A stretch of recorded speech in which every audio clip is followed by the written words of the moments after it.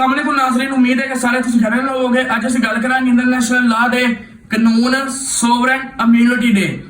ਉਹ ਕਾਨੂੰਨ है जिहदे तहत एक खुद मुख्तार रियासत किसी दूजे मुल्क दे अदालत विच नहीं जा सकती, यानी कि एक हुकूमत किसी दूजे मुल्क की हुकूमत के खिलाफ केस नहीं कर सकती बगैर ओदी इजाजत तो।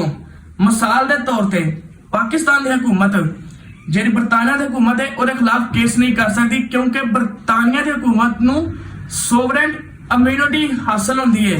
पर जे अगर हुकूमत किसी प्राइवेट या निजी शोबे विच होवे फिर अदालत फिर दूजे मुल्क की अदालत विच आ सकती है। यही कानून रियासत की खुद मुख्तारी नूं बचांदा वे।